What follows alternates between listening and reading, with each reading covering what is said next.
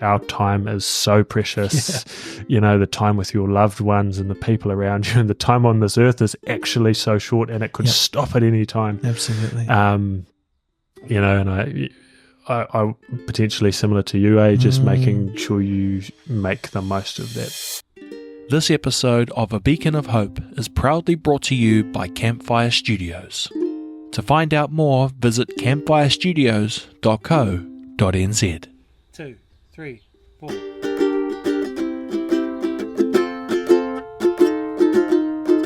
A Beacon of Hope is a podcast that shines a light on the human spirit and explores the power of hope in our lives.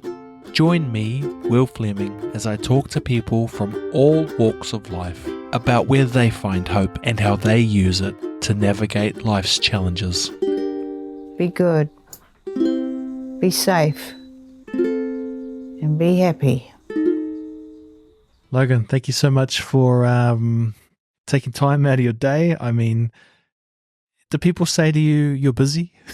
Oh, kia ora. Look, all the time I tell them I'm busy, but it's just about time management, eh? You gotta manage all the precious time that you have. Yeah.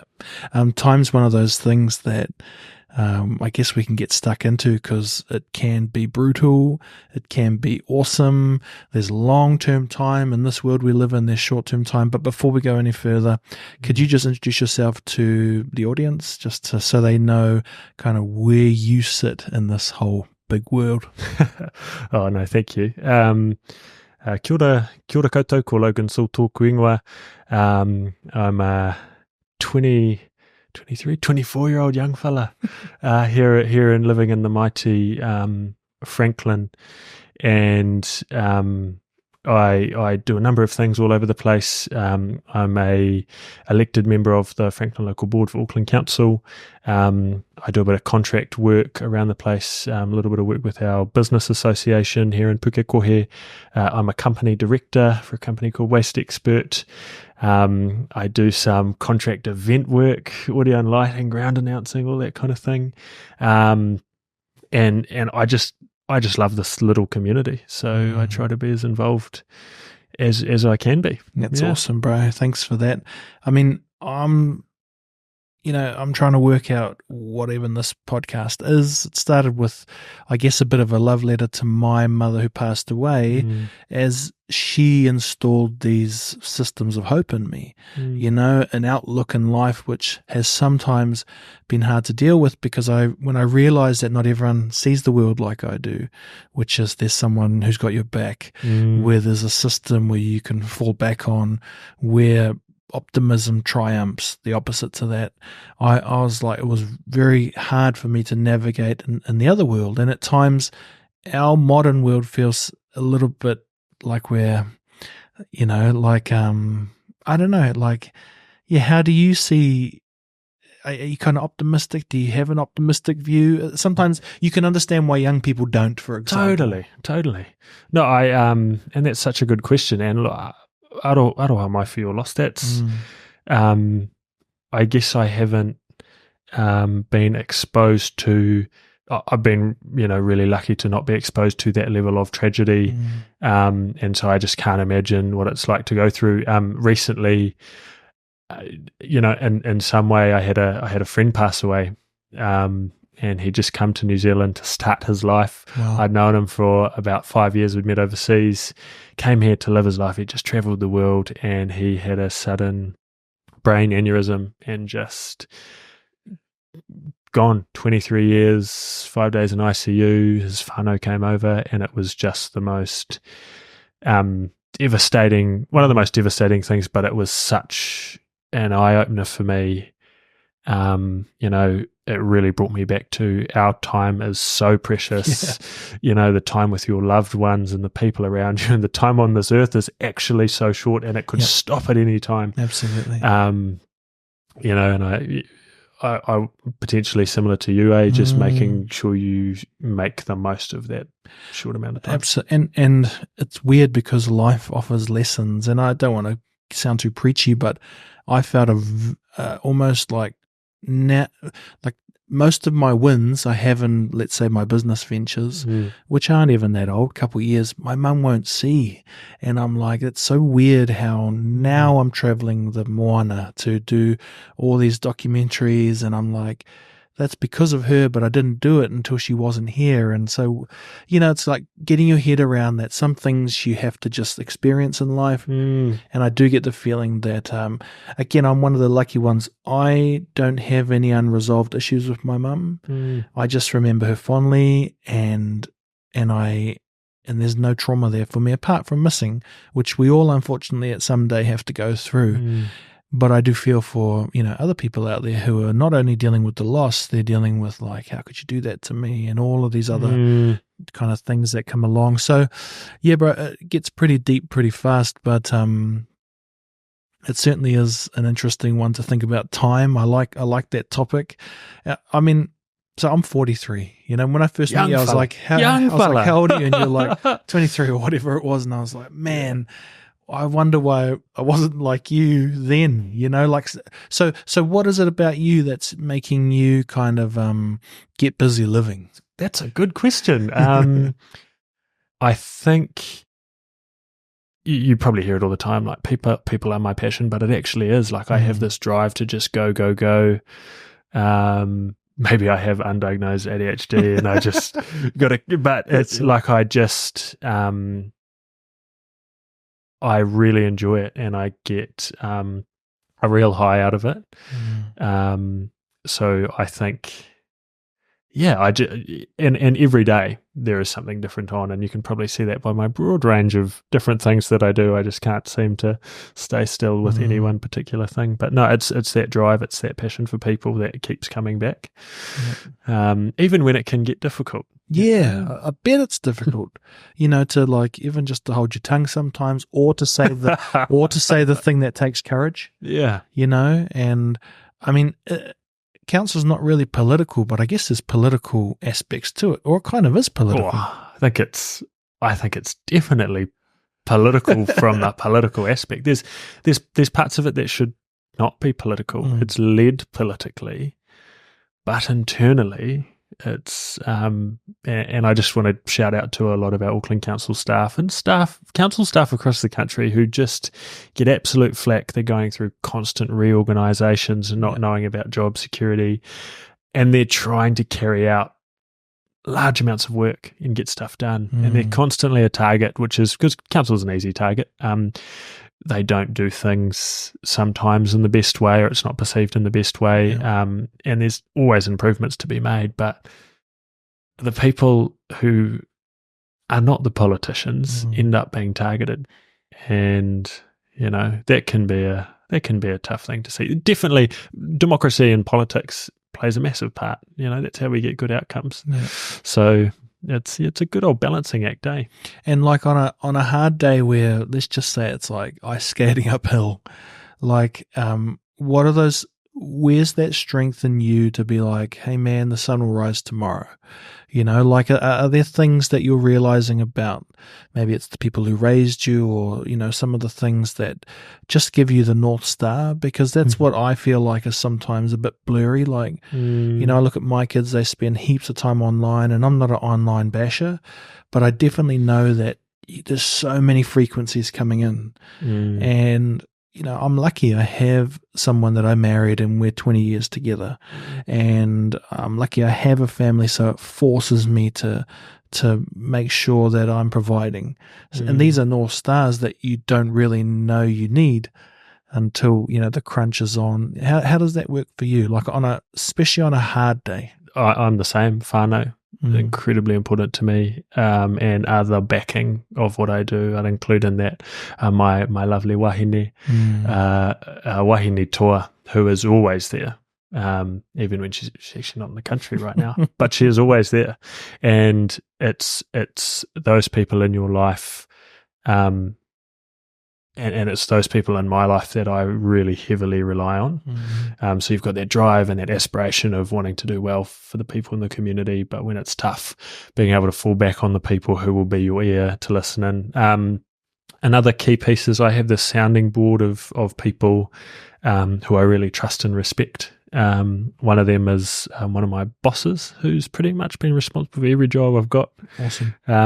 And he is just a very level-headed person when it comes to getting advice and kind of going forward. Look, being able to ask someone, have I overdone it here?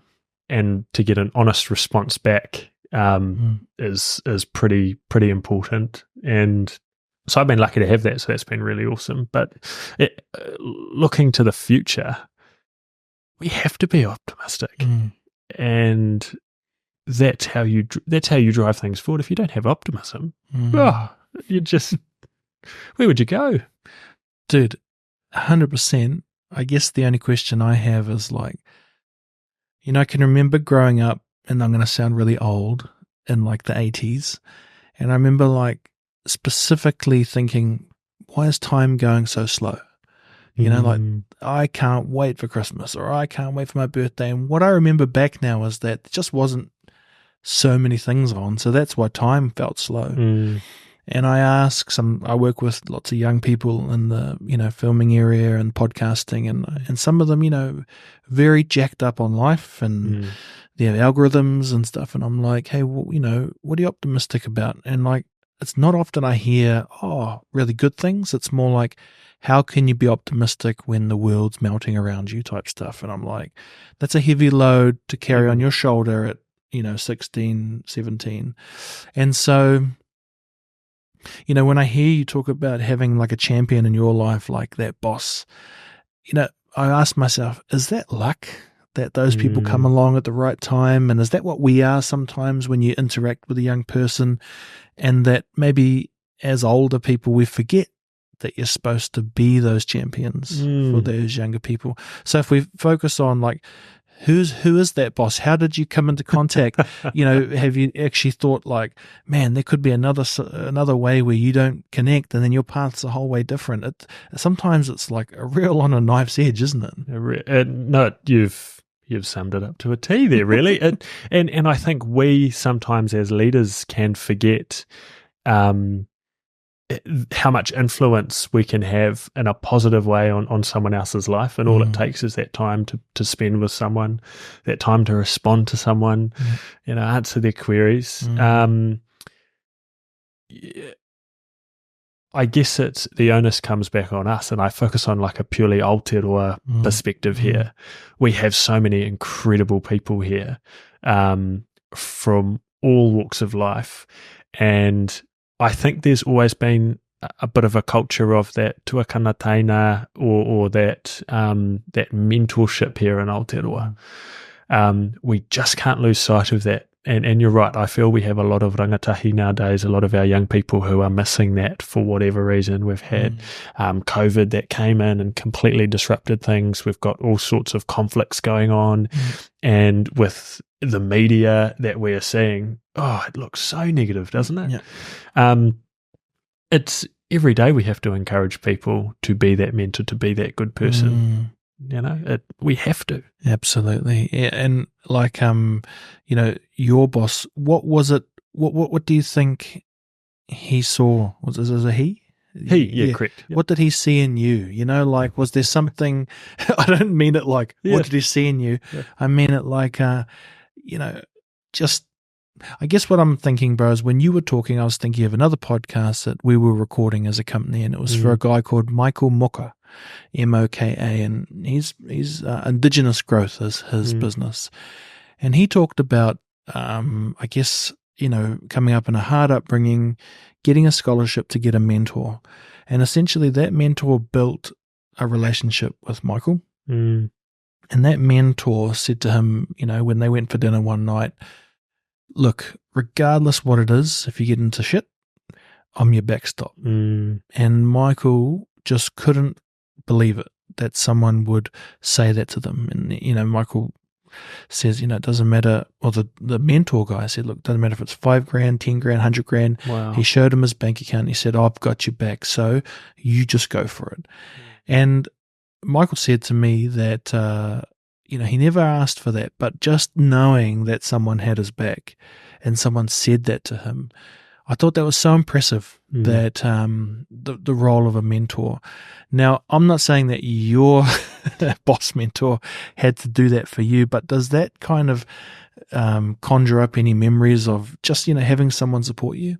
It did, because I knew, I wouldn't say up to 100 grand, Yeah. but knowing I had that backstop and someone I could go to that, was even outside of the whānau. You wanted that sounding board or that advice outside of there. That was incredibly helpful. But you're right. How often does that happen? How often do you get that opportunity? And mine was through Kura. His main mahi is with the New Zealand Police, Yeah. and so he and a few of his team members were on an outdoor education trip, and we just got along with a number of other students, and it was like, whoa, you're awesome. You've got a drive to see people do well. You also have a lot of life advice that I don't have access to or haven't seen. But it's also reciprocal, eh? And I'm not sure in Matua Moka's situation whether it was the same, but it's a two-way street in terms of learning about other people's experiences, Yes. what challenges they're going through, and what we experience as rangatahi in the 21st century, Yeah, bro, hard out. Yeah, it's interesting, eh? Like, I wish I had more mentors, and I don't mean to throw shade. Like, people in my life were awesome, but specific. Maybe if you think with a business hat on, it's much easier to talk about mentorship. Like, maybe life stuff is more like coaching. You need a. But I found a mentor 2 to 3 years ago, and like, I always had big issues. I'm like, why are you interested in me? Maybe that's just an imposter syndrome thing. And you realize that people who are high achievers, they have an interest, or they are good at recognizing others who are also searching, and so I asked him, I'm like, why are you mucking around talking to me? I see how other people interact with you. He's like, I see your search. And I was like, oh my gosh, yay, someone sees it. Yeah, it's pretty hard out. That's deep. That's cool, though. Yeah, bro. I mean, I am still flabbergasted. I've never used that word on a podcast before.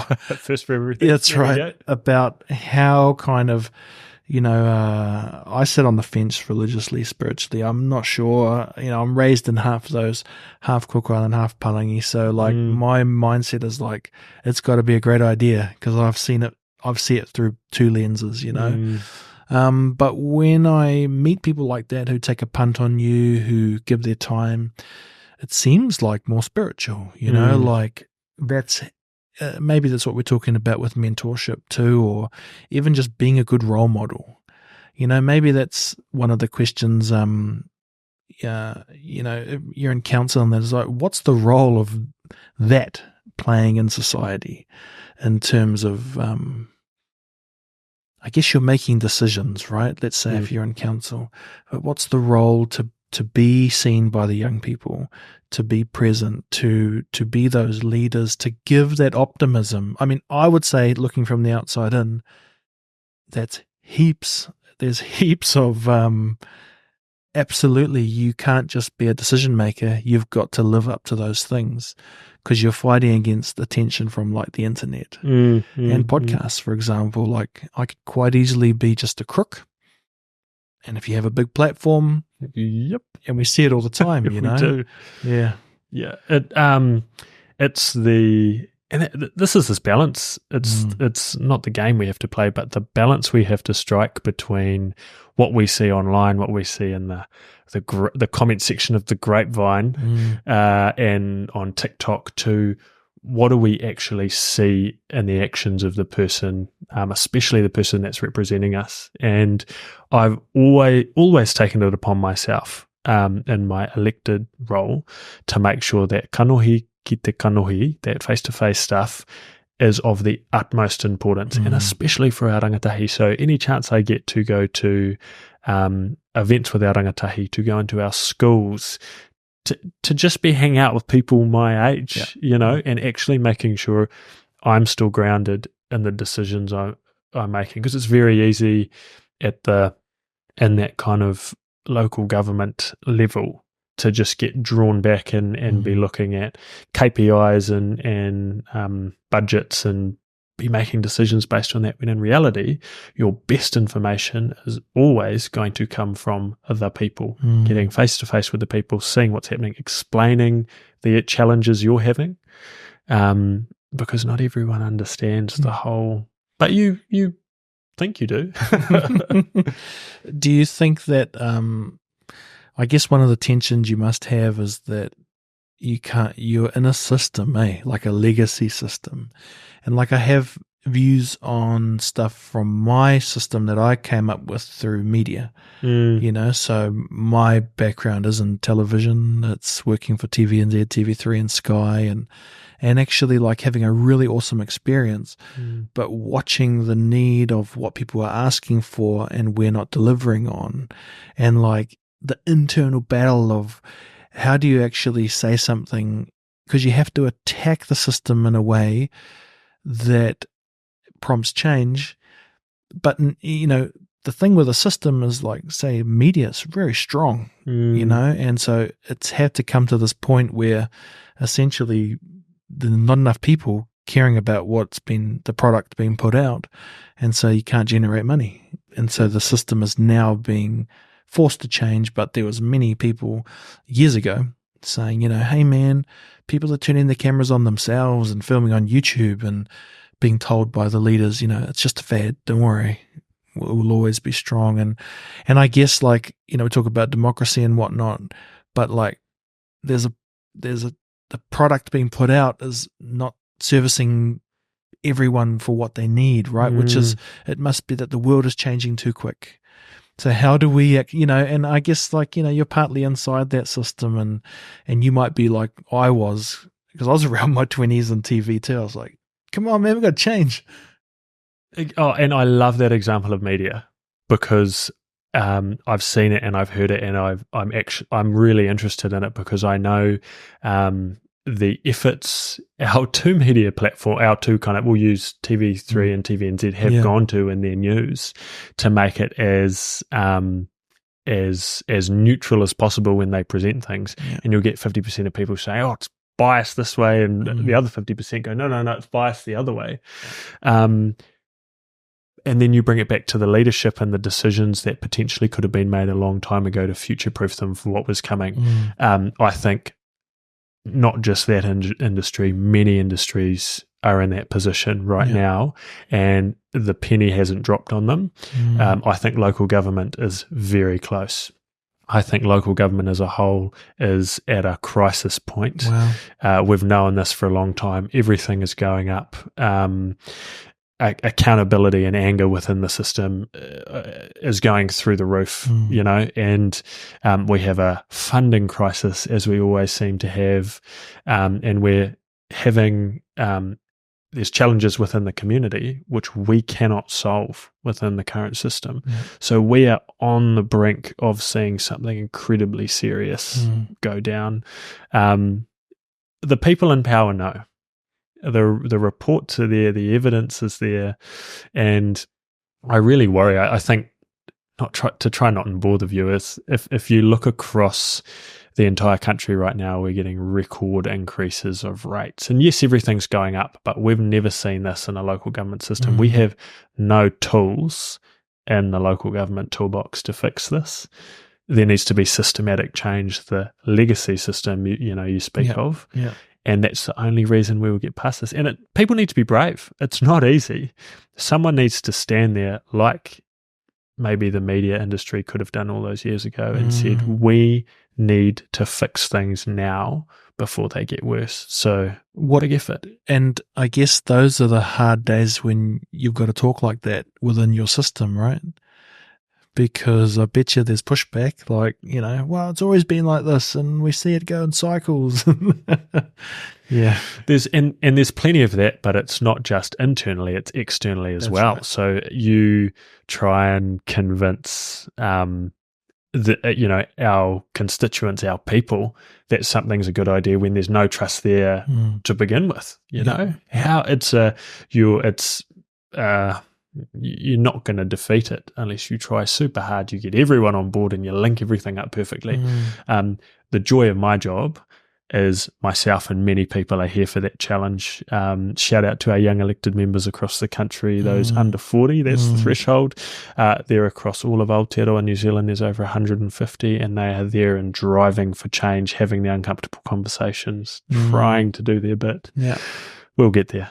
Absolutely, because that's the only option, right? And I've been saying to a lot of my colleagues, we're around the same age, 30s, 40s, maybe some in 50s, and I said, like, one of the challenges is the ones we were talking to change were older, but they're all going to drop. And then guess what? They pulled the ladder up after them, so we're not going to be inheriting anything. We're going to be throwing these things. So that's why it's very important that, I'm learning about the ethics of podcasting, which is like not really a series of what can I can't say, but how do you conduct yourself with people so that you can have good conversations, so you can encourage people to be open, because like I feel like you're being open, but not in a way where you feel like you're forced to, or, like people can go and watch the whole podcast and maybe they'll take bits out of context because that's what people do. But, now we have a record of, you being able to talk. And I think that's a more fair system than the goal is normally we do an interview with you and that 5 seconds is put in towards some story, and I just think that made sense when things were expensive. But now this gear can run all day and there's no time constraints, back to time again. The only time constraint on media was that it was very expensive, but there is no time constraint, and people love long form. They love short form. So why do we still have a 60-minute bulletin? We only do because someone said it's not even data-based, So, it's a really interesting thing, and I'm finding myself saying more about that stuff. And I think it's really interesting because a lot of my colleagues say, well, what are we going to do? That's our livelihoods. And I'm like, absolutely, but look at every other person who's having to adapt. You're going to have to adapt. And I tell you, who would love your skill sets is communities and schools. And I've taken my skill set, that I learned, and now I'm using it to if someone wants to tell their story, I can help them with that. And so, that's what I reckon legacy should do, is just come forward and, give it a crack. I mean, imagine the amount of stuff you could do with, like, let's say council, you got to have deadlines, you got to meet those deadlines, you've got to control budgets. I mean, people also need to know how to do that on a micro level. And that's just how I think, like, why can't part of the council's job be to create courses about area, like you mentioned before, you don't just do council stuff, you got your own businesses. So where's the space for you to be able to share that knowledge? And if that, I bet you, and how many council members in Franklin? In Franklin, we've got nine on our local. So it's a lot of wisdom. A lot of wisdom there. And that's democracy working. Everyone gets to come in based on a vote. And you might all not be pals, but you got to force to work together, and that's kind of beautiful, because either other way of just one having everything, I think most people would agree is not, totally a good thing. Not democracy, is it? But surely knowledge could be the same thing. So I just see it like bottlenecks. Like, it's such a shame that it's not a mandate for the councils, for example, to have to put out extra bits of knowledge. What are you an expert in? And why can't we podcast that? And then everyone gets to see how you're serving community, but also how you can actually help them, because you'll know something that someone else doesn't, and you're happy to share it. It's just, it's not required. And it's this is my first ever podcast. Look, how crazy is that? And I have only in the last year or so started listening to podcasts as my main source of news. Wow. My main source of news is when I'm driving in the car somewhere, or I'm on the bus, or I'm traveling or walking somewhere and I have some time. I'll put in and I'll listen to RNZ's The Detail because I'm boring. Or I'll listen to, there's Markets with Madison, so it's like an economic one, to hear what's happening there. There's so many, it's the flexibility to listen, fast forward when needed, and to really immerse yourself in exactly what you want when you want. So I've seen a couple of councils pick up podcasting, Cool. and I think that is a brilliant way to get that across. The then challenge is, how do you bring people in with the interest? And I see that as a council issue. Why, this affects everyone. What we do affects everyone. How are we not? What are we doing so wrong? And I have a few things I think we're doing terribly. Why do we have incredibly low uptick from rangatahi and wanting to listen to, even though it impacts them immensely? They're the ones who are going to have to deal with it the longest, And I think one of those reasons is the way we deliver is not engaging. It's not engaging. Time can be something. So I guess where podcasting can really change that, Well, I did a test, bro. We just launched a suicide prevention podcast, and we got funding from a NGO called Levar, and essentially they just said, here's a bunch of money and go and get the best guests you can, and here's a marketing budget. So we did that, and the strategy was do 7 long-form podcasts and then break that up into 60 clips, right? And so with our first lot of 12 clips going out, that's got nearly 300,000 views. And I'm like, out. I can't guarantee that they're not bots from Russia, but let's just say not all of them are.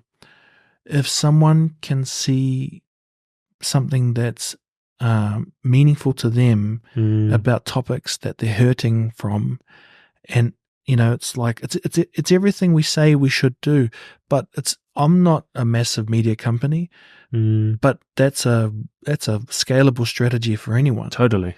So council could take the 10 things, we do 10 podcasts, we break it up into chunks, and we just put a few $1,000s behind it in terms of budget.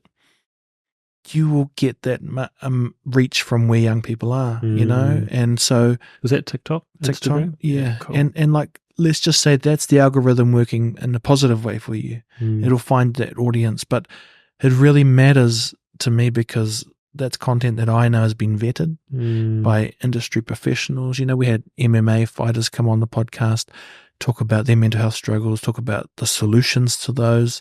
And I just think that's so much more powerful than we seem to be fighting to get information to people in a way that they don't want it, at a place they don't want it. So we're going to give you this information, but you got to come to the town hall. We're going to give you this information, but it's going to be in the newspaper. Now, still the majority that runs Aotearoa is older people. So that'll work for them. Cool. Let's still have the news for them.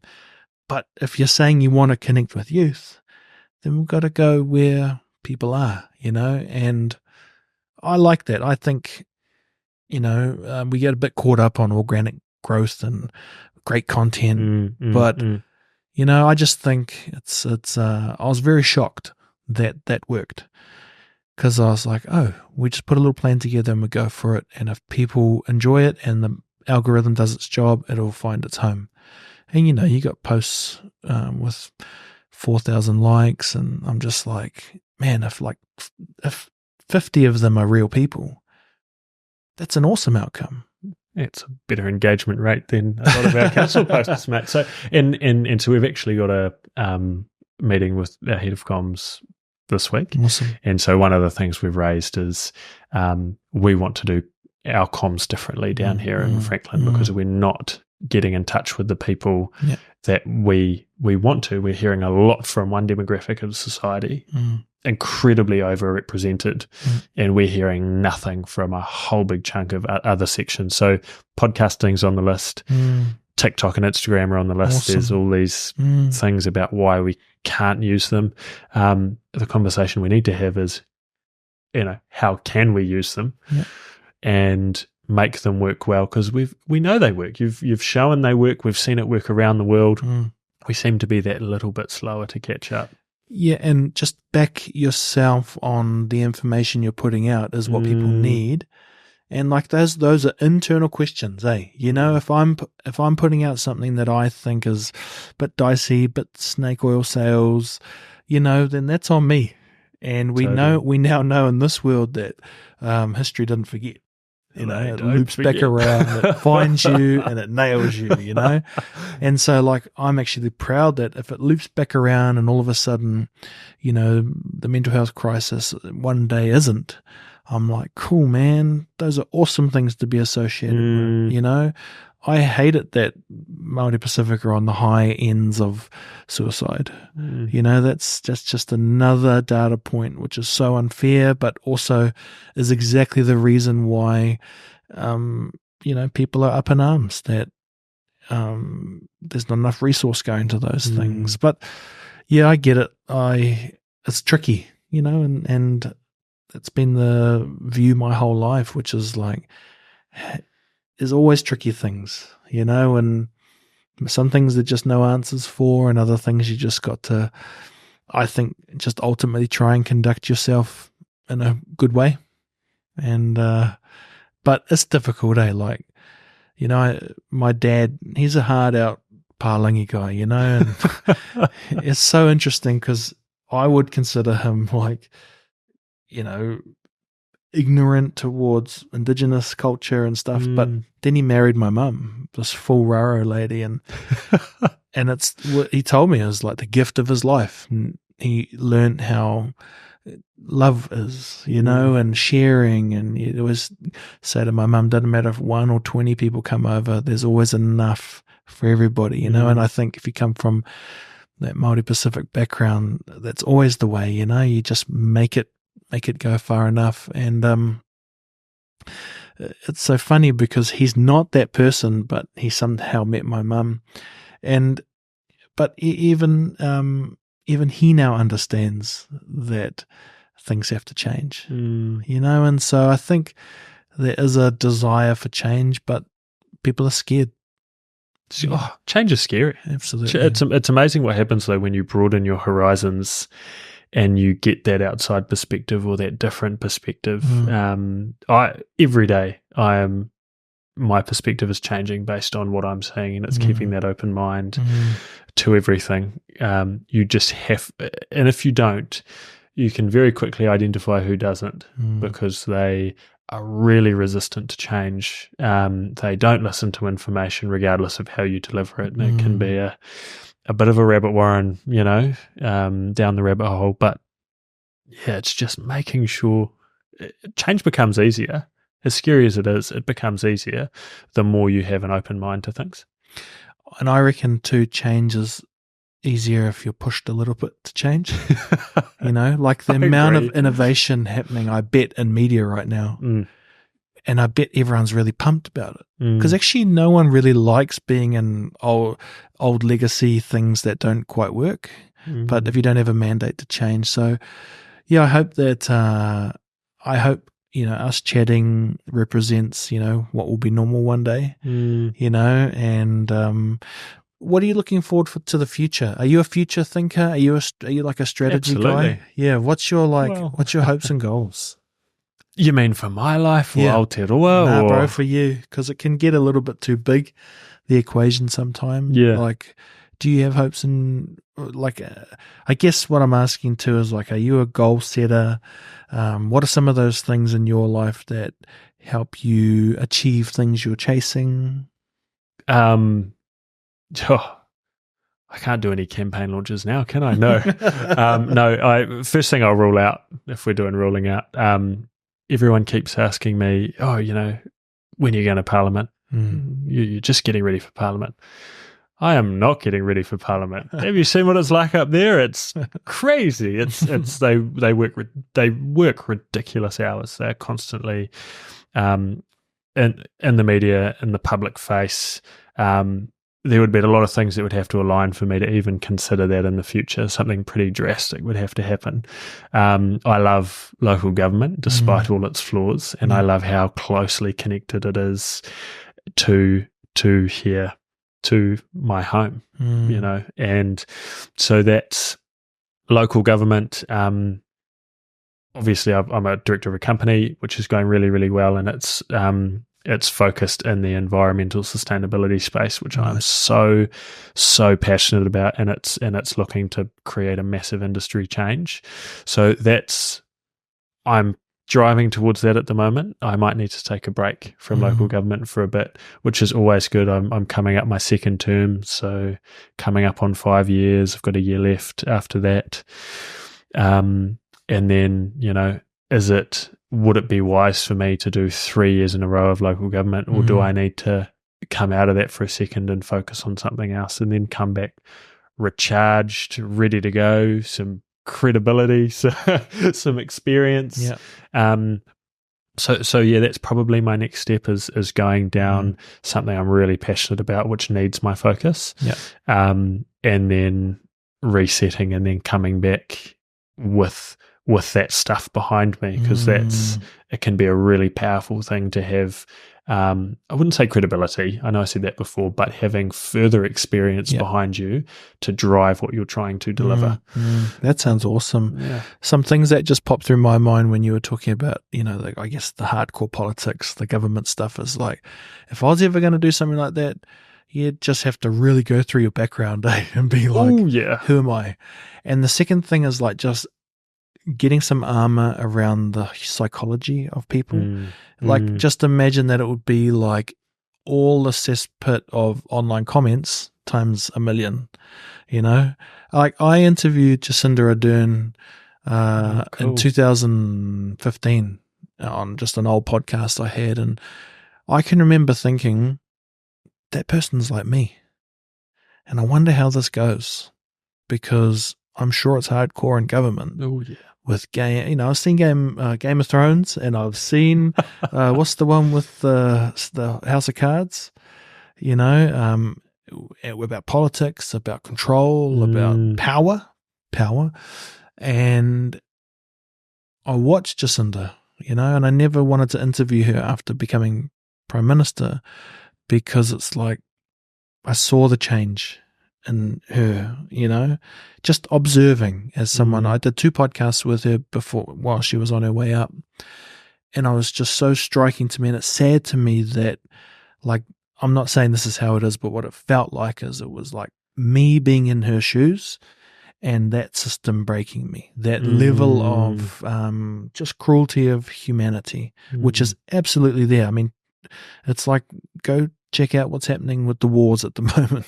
There's some brutality that comes out in everyone put under enough stress, and I guess it's just like it's so hard out, and like the sad bit for me is twofold. One is just that she will never really be like me anymore, because she's seen things that you shouldn't have to see, and also that the people who enjoy that, also, you don't want to be in politics, but those are the ones that will probably who get charged from that, who like that. And I think that's so when you say you're not going to do it, you should absolutely do it, because probably like people need that. It's just, I think, I reckon if I was ever going to do it, or someone I know who's a nice person, and you're like me and I'm like you better have some mental skills, and go get the best psychologist to be on your team, because can you imagine how brutal it must be? I can't even imagine. And I think Jacinda Ardern is a great example, someone who the strength it would have taken to be in her position and make the decisions she made, and just the quite frankly disgusting stuff that she had to go through. People were attacking the person and not the policy. And in politics, and it can get unhinged, right? It can just, as we saw, it got unhinged. And we need to look after the leaders in our society. Well, using prime ministers as an example, obviously we've had a range of prime ministers. We've had some resign early. Now, all of them, and I can pretty comfortably say this, didn't just roll in and say, we're going to do bad by this country, we're going to screw it up, we're going to get some bad outcomes here. They truly felt that they were there to make a difference in the way that they thought was the best with their team. And So, and this reflects back on New Zealand, Aotearoa as a country. We need to be so careful here. And I think I said that just after Jacinda Ardern resigned. I was just watching all the media coverage and people's comments in person. If we want good people to lead our country, these are terrible examples. This is not the way to get good leaders. We can get those people you were talking about who seem to be hardened to it, but they're potentially not the best leaders.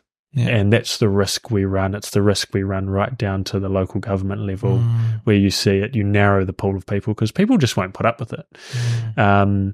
It takes a special type of person. Absolutely. So, no, a brilliant example. I hope she's doing well wherever she is in her whānau. Yeah, my dad lives in the Coromandel, a little town where I think their family holidays, and he says still people are so just rude. And I'm like, fuck, man, get over it. Just like grow up a bit. Yep. It is not as simple as you think. If you were at the top, it would be horrendous in other ways. And, I think, you want people to stand up and just to conduct themselves properly. And that's the critique I have of New Zealand is like, just behave yourself a bit, and say please and thank you. And if you're really annoyed, then go and use that energy somewhere else. Go serve somebody. Exactly. And absolutely they could do it. They could volunteer at their local school. They will have a knowledge base that would be so valuable, and it's just gutting that people won't see above the clouds, that ultimately, again, it's the challenge I see is it's the legacy rules that are very struggling to keep up with our fast pace. So, but you can conduct yourself properly in real life. You can, and people just choose not to. Or, to be fair though, I guess, what was the thing I heard that 1 in 3 Kiwis will have a mental health something. It's like we're just seeing that play out too, right? Lots of people are hurting, and it's going to take.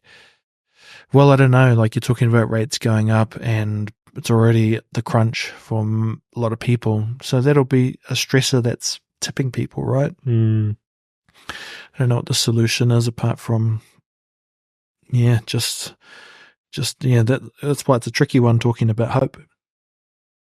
I hope people can find that optimism to sometimes hold their mouth, to not write that comment, just to like say thanks, for something. But it takes a lot. Yeah. It takes, there's, I'm sure we've all done it. We've gone to type something out. And you're just like, no, this is this, is it nice? Is it necessary? And the people struggling is massive because the stresses that go on people's lives. We never know what someone was going through. When my friend passed away, I was getting messages from like someone messaged me on Facebook or tagged me in something, and it was a really nasty comment. And I just at that point in time, I was actually in the ICU ward, and we were taking turns being at the bedside and all that kind of thing. And I just read this comment, and what people don't seem to realize still is that all your actions have consequences. And I think it falls back on us as Kiwis to make sure we're calling that out. Make sure we're not accepting that as the norm. I think we've got to the point now where people can just say stuff on social media and it's all fine, and but it's not. Would you say that in front of someone at work? Would you say that in the supermarket to someone? No, you wouldn't. So, and it's not just on social media. Some people are quite out the gate outside of social media too. So, lots to work on. Absolutely. Well, man, look, I don't want to take more of your time because I know, time is very valuable.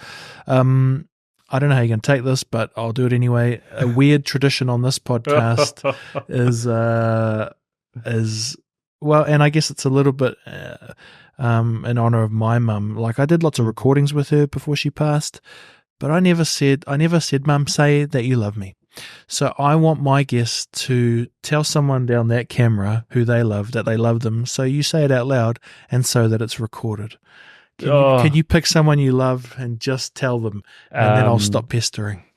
Does it have to be one person? It can be anyone. It can be anything. It can be more than one person? Absolutely. To my amazing whānau and my lovely wahine toa, kanui taku aroha kia koe. Choice, bro. Awkward, I know, but I'm happy that somewhere it lives on the internet. Love that. Logan, where can people follow you if they want to learn a bit more about you, engage positively with you? Where's the best place to follow you online? All over the show, but probably on the grams, probably the best one, just Logan_Soole, if you want to head there. I do have a TikTok page where I post some of the stuff I'm doing with local government, try and make it as engaging as possible. I also post about some other stuff, and also on Facebook as well. Awesome. Yeah. Thank you, brother. Appreciate it. Thanks for having me, bro. Appreciate it. This episode of A Beacon of Hope is proudly brought to you by Campfire Studios. Campfire Studios is an impact-led organisation amplifying the voices of Māori and Pasifika communities via podcasting and video content. To find out more, visit campfirestudios.co.nz. 2, 3, 4.